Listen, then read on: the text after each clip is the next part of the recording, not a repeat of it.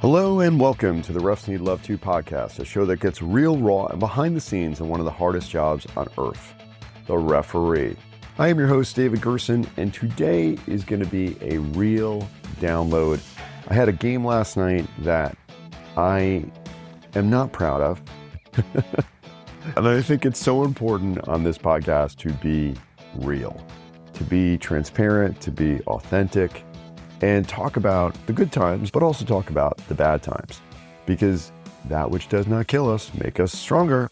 And it's a learning experience, it's a learning moment. Like, what did I do wrong that I could do differently next time that would yield a different result? And we're going to talk about that today. I'm also going to talk about the use of comms, because that was a little part of my pregame as well, that I'll be better prepared tonight, because I've got another high school playoff match tonight. But I wanted to share it with that you guys are not alone, that we all make mistakes, that we all have games we don't feel great about. And that's okay, because we learn from them and it makes us a better referee as we go forward. And that's the fact. Just again, brief notes about sponsors, Ampero, PI, RO. Please.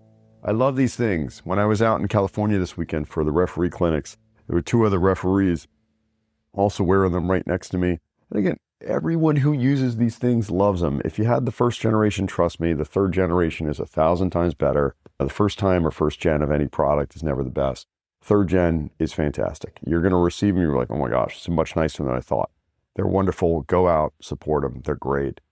Refer Sports, if you're an assigner, if you are an assigner, please check these people out. It is best in class, REFR, Refer Sports. I literally just put a YouTube up on my YouTube channel so you can see kind of a demo and a walkthrough of what this platform is. It's amazing. What it can do and change your relationship with tournaments and leagues as they send you random schedules and spreadsheets and even handwritten notes and use AI and to put them into the right format is just fantastic. And then the app for the referee is fantastic as well. And then lastly, the Refs Need Love To store online. Just put some new coins up there, the Girl Power coins, which are phenomenal. Could be a cool little gift for Mother's Day. I'm about to put a new t-shirt up on the site too that kind of uses that Girl Power logo. But as always, support Refs Need Love To online. Get yourself a quarter zip. Get yourself like a performance t-shirt to go underneath your referee jersey. Everything that is purchased there helps make this show possible. And again, justify the time commitment to my wife, which after 4.5 years, I really don't have to do that these days, but still, it is helpful, let me tell you. All right, guys, and now for the show. I had a high school playoff match last night. So it's the very beginning of playoffs. It's the first night of playoffs here in the state of Georgia, and I get the whistle, which, listen, honestly, I'm not tooting my own horn or blowing my own whistle here, but I'm about 5 or 6 years in to high school refereeing. I've got lots of experience, and I've become a really good high school ref. And when I say really good high school ref, like, this age group is perfect for me. Those 17, 18-year-old girls and boys, like, that's my jam. Like, I identify with these people, I communicate with these people, I can keep up with play, I know the rules of the game, right? It's rules, not laws here. I feel very comfortable out there. I know a lot of the coaches in the area. They know me. They trust me. It is a good thing. David Gerson, as a high school referee, you are in good hands. Seriously. So I felt great. I got my crew. I didn't know who my crew was. The fourth official I did know. He's actually my local commissioner here. He's been around forever. He's in his mid-70s, whatnot. He is a perfect fourth official for these matches. So all good there is great. The other two guys I didn't know, but everything worked out great with them. But I would just say, again, this high school season, smooth as silk. I literally have been walking off the fields after pretty much every single one of my 26 varsity matches this year. And I'm like, everything feels good. I feel like I did a good job. I'm covering the field. I've got the right fitness. I know how to do my 3-man crew. I know how to do the 2-person dual crew. All good. So I get assigned the referee for a local high school, about 20, 25 minutes from my house, so relatively local to me. I guess another school I haven't ref before, but no biggie. And so I get there an hour and 15 minutes before. You're supposed to be there an hour before match time. And our polo shirts that we have for our high school association. And no problem. I'm there an hour and 15 in advance. We go to the officials changing room. That's right. We actually use a proper officials changing room for playoffs and get myself set up. We do our walk around the fields, no major issues with the fields and the line. And then we go back to the officials changing room for our pregame. Now, I brought a set of comms with me. Now, I've been very, very lucky this year to have a company called Spinso actually lend me a professional set of comms. It is outstanding. I can't say enough amazing things about the set of comms that they had given me to use. Like, they always connect, and they've got great voice clarity. It's got the ability to filter out some whistle sounds so you're not blowing people's eardrums off. The headset fits perfectly into your ear. You don't even need to use any tape. So you don't look like a wounded warrior, like taping up your face to use the cheap comms that are out there. Again, the sound quality when you're out on the field is fantastic. The range is fantastic. It even has a push to talk for the fourth official. So really, really impressive set of comms. Well, I didn't have that set with me last night. I had to give it back to the guys who had lent it to me for a while because they had some tournaments going on and I haven't had time to do like videos for them. But I had my cheap EJAS, I think that's the name, EJAES brand of comms. It's like a motorcycle comms headset. And it does the job. And I've used it for some duels and even a 3-person crew like the last week. They do the job. Connections are spotty. Sometimes they all connect. Sometimes they don't connect. And that's what happened last night. So I set them all out and I had done my pregame while I was laying it out. And again, my pregame's about 10 minutes long, but really thorough for last night.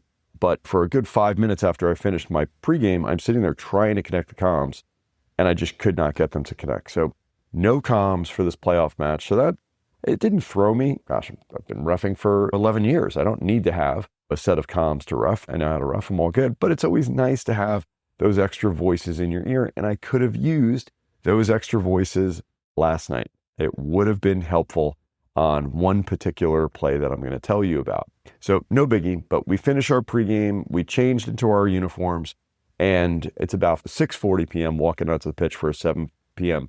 kickoff. We immediately go into our warm-up. And I had been out in California this weekend doing some referee clinics for SoCal Soccer League. So I had some new stretches I was doing and it was great. Really loosened up. The hip flexors, that felt great. My groin and glutes. I felt really good about my warm-up. I felt really good about my pre-match runs. I felt like I had no pain. I felt loose. I felt good. I felt really good. And as we walked out for kickoff with my full crew there, my 2 assistant referees and my 4th official, I was like, man, I got this. Feel great. No problem. And you know what? The first half was great. Like, legit. First half, pretty much flawless. Honestly, we had no cards. I called simple fouls early. Like, literally, in the first minute of the game, foul, beep, right in the middle of the field, little push in the back. And then ball's going down the other way. Defenders trying to shield the ball, getting pushed in the back, beep, call it back the other way. I mean, it was like perfect. In the first 2 minutes, I had a foul for each team and I was communicating. I was making sure they knew what was going to be acceptable, what was not going to be acceptable, because the first minute of a playoff game, it was very physical. And I had to just calm it down. Again, what's going to be acceptable on the pitch? Where's my bar going to be? Are we going to have a street fight out here or are we going to have a soccer game? And I vote for soccer game. Therefore, I'm calling fouls that are not fair. Again, I'm fine with physical, but it's got to be fair. Got to be fair. And it just was not. Everything good. We did have one particular player on the visiting team who was their kind of all-star. I mean, essentially, the game plan was they get it to this one kid who was playing kind of an attacking mid, defensive mid, who was really, really fast and good with the ball at his feet. And he gets it to another kid who's like their star striker, who was just like really, really quick and fast, like a lightning bolt. I mean, he was so much faster than everyone else. And so he had about 3 fouls on him in the first half. And so as we blow the whistle for halftime, really the only conversation I had with or the only thing that we all needed to connect on the crew is just talk about, okay, player 11, he's been fouled, I think 3 times. If he gets fouled again, it could be persistent offenses against that kid, whoever fouls him. And I'm going to make sure I communicate that to the home team captains so that everyone knows why a card is coming out. So he did. So when we come out for second half, all good. We get started. no issues, no crazy fouls. And then we've got a corner kick for the home team. And as that ball is kicked in, it goes to the back post, like straight to the back post. And I think it could have been an Olympico, if I'm not mistaken. But the defending kid at the back post jumps up. Now he's under pressure from another attacker, but he jumps up and he puts his arm straight up right inside the goalpost, okay, above his head, like right next to his head, to knock the ball out of the goal, prevent a goal from going in. And I see it perfectly. I've got great position. I'm right just a little bit to the left of the arc, right on the edge of the penalty area. And I've got a great unobstructed view, and I see it, and I blow the whistle for the penalty kick, and I come right up on the kid, and he looks up and he knows exactly what's happening. And I show him the red card for denial of obvious goal scoring opportunity by handball. It is a great call.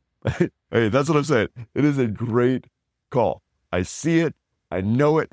I've done enough videos of this stuff. I know exactly what the deal is. I know this is a big moment, but I've got it. Penalty kick and a red card for this kid. I did, after I showed him the card, I did go over to my AR1 on that side of the field and just double check with him. Did you see what did you see there? He's like, yeah, I saw him put his hand up into the goal. Great, awesome, thank you. Okay, so all good. Now I should say, at this point in the game, there was a goal scored each way in the first half. Again, both, no questions about them, all good, goals, no problem. So this penalty kick would have taken it to 2-1. We're in the 59th minute, okay? We spot the penalty kick, he takes the penalty kick, goalkeeper saves it, okay? So we're at 1-1 still, 60th minute of an 80-minute high school match. Everything is going smoothly, no problems, all good, feel great, beautiful night, no problem. One thing I do want to mention real quick before I get to my big errors here. So on the coaching staff for the home team are two referees that I know. Now, I don't ref with these guys often, and one of them is a longtime high school coach in the area. He doesn't ref as much as he used to, but I know him. He's a really, really good guy. The other guy I've refed with before, he's a great referee in his own right, but again, we don't live near each other, so I don't ref with him very often. But early in the match, I'm sorry, I'm going back here. I'm just kind of spitballing this one, guys. Like about 5 minutes into the match, I call a foul in favor of the home team. And this referee has the chutzpah to go, you got that one, but you know you missed that one over there. And I was like, I put my hand up. It was like, no more. And I gave him the very disappointed dad look. And he's like, oh, I'm sorry. And it's like, listen, I can appreciate an emotional outburst when I make a call. Like, oh, man, come on. It's in the moment. But that was a premeditated dig at my credibility from a fellow referee. Pretty much said very, very loudly. I'm not going to say he yelled it, but he definitely, in a very, very, very loud voice for everyone to hear, said that clearly in front of his bench. And I'm just like, what? Dude, you know better, man. Like, you know better. And when I was actually walking back from halftime, coming back to the field, and I saw him and he smiled, and he's like, hey, sorry about that. I was like, and I said to him, I was like, John, you know what you did there. That's not an emotional outburst. That's a form of dissent. I can't have everyone saying those things out there. I'll give you a little bit of grace, but you know better. And he's like, yeah, I'm sorry about that. It's just really burned me up a little bit. It's not a bad thing, but his tone of voice and the fact that he felt empowered to say that to me in front of everyone was just like, man, don't do that, man. Don't do that. That's bad form. That's just a lesson for all of us referees out there. If you're not the referee on the match and you're there as an observer, whether you're a coach or not, or a parent or not, just be quiet, be supportive. If you have a question, ask a question, but otherwise don't be a dick. Okay, so we have the penalty kick. It's still 1-1. And in about the 65th minute of the match, I call a foul in the middle of the field, about 60 yards from this team's goal that I call a foul in their favor. Kid gets pushed in the back, okay? And he's trying to play quick, turns around, rolls the ball forward to take this kick. And he rolls it out. The ball rolls like 3 feet or so. And right as it's about to stop, okay, it looks like it's coming to a stop, he kicks this ball. Now, 99 times out of 100, nothing comes of it. It's trivial. We're trying to keep the game flowing. It's a quick free kick, and I allow the kick to happen because literally the ball was just about dead, honestly. And I'm thinking to myself, come on, he's trying to play quick. Let's go. No big deal. Well, this kid, instead of playing like a little square short pass with this ball that was just barely possibly rolling here, he plays a long direct ball up the field to one of his fellow attackers on the edge of the penalty area. A defender nods it down, and another kid, this is the way I remember it in my head, I haven't seen the video, another attacking teammate kind of, I don't know if they first time the ball, but essentially kicks the ball immediately and it goes into the goal. And now the visiting team is up 2-1. And I'm telling you, everyone in the stadium is screaming. I've got probably 7 out of the 11 kids on the home team, the away team, screaming, the ball was still rolling. Are you kidding? How can you allow that? And in my mind, I'm thinking to myself, gosh, dude, it's trivial. The ball might have been like just barely rolling, but it's really not a big deal. But this wound up being a big deal. This was a procedural thing. Again, 99 times out of 100, you let that go and nothing comes of it. They just play it short. They play it square. They just get the game going again. It's no big deal. You see it every week in the Premier League. It's not going to be perfectly stationary, and every single free kick, especially after a foul, whatever, not a big deal. But on this one, it was a big deal. And I recognized it was a big deal. And I also recognized that I probably made a really big error. So I tried to justify, again, my reasoning to the captain. I could tell everyone was very, very, very upset. And so I just went ahead and I was like, I'm going to go talk this over with my fellow officials. And I went to my fourth official and he gave me kind of an in-between answer. He was like, yeah, it was just about to stop, which means to me it was still moving. And the assistant referee one, who was probably closer to the play, comes up to me and he's like, and again, I invited him up. It's not like he came without invite over me. I was like, what'd you say? He's like, yeah, the ball was definitely still rolling. And then I saw my assistant referee too on the other side of the field. He was coming across the field. And so I'd kind of jog over to him and I was like, what'd you see? He's like, yeah, the ball was definitely still rolling. And so essentially I've got 3 out of 4 all telling me that ball was not a proper restart for that free kick, that the ball was still rolling. So now I've got a really difficult decision to make. Do I let my ego get in the way and say, no, this is what it is. This is what I called. It's a goal. Or do I swallow my ego? Do I admit I made a mistake? Not only a judgment error, but a procedural error. And I tell everyone that it's a mistake. And so that's what I did. I went over to the coaches and I told both coaches, hey guys, here's what happened. I've checked with my fellow referees. I had thought that the ball was pretty much stopped moving. 3 of them have told me that the ball definitely was still moving. We have an improper restart, and I'm going to go back to the direct free kick that I awarded in the middle of the field, and we're going to disallow the goal. And I didn't get a lot of argument from the coaches. I think everyone kind of knew what was coming, of course, at that point. I got the captains together in the middle of the field. I told them what the situation was, and I apologized. I said, guys, I'm sorry. I made a mistake. Ball was still moving. I've checked with my fellow referees. We're going to go back to the direct free kick in the middle of the field. And so that's what we did. This happens in the 65th minute in a playoff match, tied 1-1. It would have put them up 2-1. And now the referee has taken a goal off of the board after, and I'm sure they've never seen this before, where there was a restart and then a goal.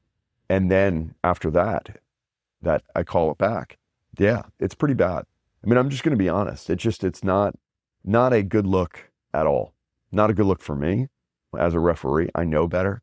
Yeah, again, 99 times out of 100, you allow someone to play that ball.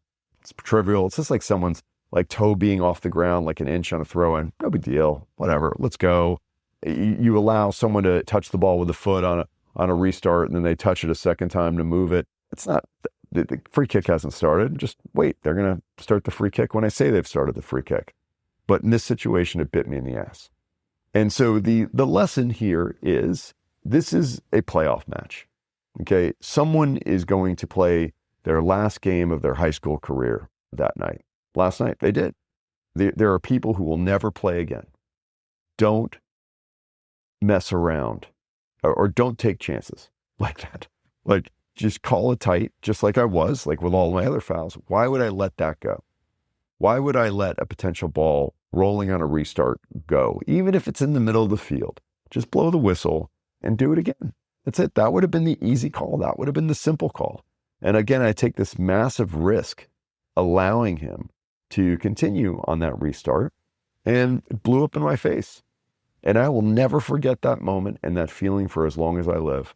That, again, I pride myself on being so knowledgeable of the laws of the game, so knowledgeable of the rules of competition for high school. Now, I wish I could tell you that that was the end of my story, but it's not. So now we're in maybe, I don't know, the 72nd minute of the game, and the home team winds up crossing a ball in, goalkeeper clears it away, and the ball is now on, let's say it comes from the AR2 side of the field, and the goalkeeper clears it away, and there's like a bunch of defenders in the penalty area, maybe with 3 or 4, maybe one attacker in the penalty area, and he clears it away to the AR1 side of the field. And as the ball moves to the AR1 side of the field, and I'm following the flight of the ball here, the goalkeeper's like, hey, he kicked me. And I'm like, what? And the ball lands to an attacker. There's a little bit of competition for the ball. Goalkeeper's on the ground, mind you, like waving his hand. And I'm like, it's not a head injury. It's not a serious injury. And I didn't see a foul. I did not see a foul. And so I'm like play is what I'm saying. I don't know if I said that out loud, but I looked, but I didn't have a foul. I didn't see a foul. Nothing. And so, of course, what do you think happens?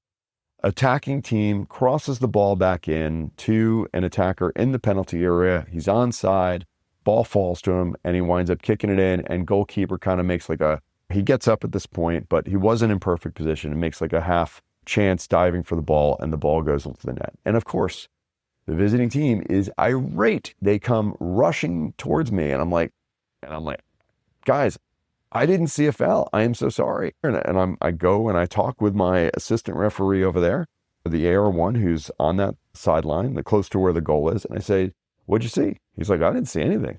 And I'm like, you don't have a foul? He's like, no, I didn't see anyone near him. And I didn't see anyone near him either. I think he got kicked by one of his teammates. Honestly, that's the only thing in my mind that can make sense, is that when he went up to clear that ball, one of his teammates kicked him by accident. Again, it's not a foul. It's not a serious injury. It's not a head injury. It's still, as I'm jogging up to the middle of the pitch, I go to the fourth official and I stand next to him. I was like, did you see anything on that? He's like, no, I didn't see anything. And I'm like, goal. So now I have taken a goal off the board for the visiting team. Okay? Procedural error, my mistake. But now they think I've awarded a goal against their team for something they feel is definitely a foul against their team. So I am like the greatest villain ever. Again, now we're in like the 73rd minute of the match, and it just winds up being very frantic the rest of the way. No clear-cut scoring opportunities either side. I've called some fouls. I did have a card for persistent offenses against that kid who was, obviously the best player on the visiting team. He got fouled again, and they had an attacking free kick, but weren't able to do much with it. And again, it just went all the way to the 80th minute on the clock, and the game ended, and it wound up being 2-1. But a lot of boos rang out, and I get it. I understand.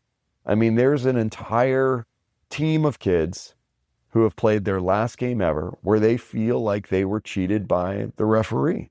There's an entire group of fans who feel like they were cheated by a referee.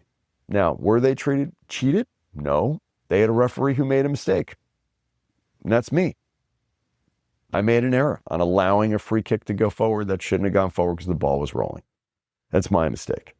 They feel like they had a goal that was ruled out because they were fouled. It's like, man, I can only call what I see. I don't see everything. I haven't seen the video of the match. I looked last night to see if it was posted, and it's not up on NFHS Network. Hopefully at some point it is. I'd love to see it back. Did I miss something? Maybe. Could I have been in a better position? I don't know. think I was in a really good spot for that one. It's just, it feels crappy. This is a busy week for me. So I was assigned a referee Wednesday night. I'm the AR2 tonight on another game, and I'm the referee again tomorrow night. So I've got immediately more opportunities for me to get back on the horse and get out there and be the referee I know that I can be. I've learned from the match. Okay. I've learned from my mistakes. So I'll be better going forward. There's no doubt about that. I certainly am going to be very, very particular about my restarts. And especially in a playoff match, like really, really, really be very particular about that and not let something like that go again. I gave my all. I mean, I ran about 6 miles, 5.98 miles was what was on my Ref6 app when I got home last night. I know I gave my all. I know I was trying to be in the right position. I know I was trying to manage that game well. But it's amazing how one little mistake, one little lapse can immediately turn a game sideways. And again, I don't think it doesn't mean I'm a bad referee, although those kids and those parents are going to think I'm a bad referee. But it does mean that mistakes can happen and they can be painful. And I say this all the time, and I truly believe it. Every mistake is a learning opportunity. There's not a single mistake that I make that I don't try and think about, okay, what happened? Why did it happen? How might I do something differently next time about that? And it makes me a better person, and it makes me a better referee. It's not if bad things are going to happen to you in life. It's not if we're going to face challenges, if we're going to face adversity. We all face challenges. We all face adversity. We all get knocked down. It's who gets back up and is better and wiser when they get back up, so they don't get knocked down again next time for the same reason. I'm going to push on. I'm going to continue to try and do my best. I know that it will go better next time, or at least I won't make that same mistake again next time. It's not that everything's going to be perfect. I mean, when you're in playoffs and it's play or go home and it's a competitive match, it is intense out there. There's no doubt. And I don't expect that everyone is going to love me after a match. But generally, I expect that people are going to be like, he did the best that he could, or he called a fair game. And it's just unfortunate that those kids going home last night on that last bus ride on their last soccer game feel like it wasn't a fair game. And I'm to blame for that. It's a shame. We will move forward. We will learn and we move forward. So guys, that's really all I got for you this morning. I just wanted to share that with you guys and share like the raw feeling post-match when you don't think like you've had a great game. That's okay. That is normal. Every referee goes through that. Not every game is going to be perfect. Not every game is everyone going to want to come up and give handshakes and high fives and say, good game, ref. Sometimes people are going to feel that you screwed them. Whether you meant to or not, it's just, that's the nature of the job. We are there to be the official. We're there to make calls. We're there to be a judge, if you will. And sometimes we're going to make judgments against teams that they're not going to be happy about. So I just want to tell you, I'm with you. I feel you. And I wish you guys all the best. All right. Well, hey, if you've got stories you want to share, feel free to send them to me at refsneedlove2@gmail.com. Again, I always remind you guys, but please support refsneedlove2.com online. If you want to make bulk orders, you want to make your custom coins for your area, custom coins for yourself. You want to order coins or cards in bulk for your referees, you're a mentor, and you want to be able to give stuff out. Just shoot me an email at refsneedlove2@gmail.com. I'll cut you a deal. Again, really appreciate all of your support, your love. Hope you're having a wonderful week, and I hope your next match is red card free.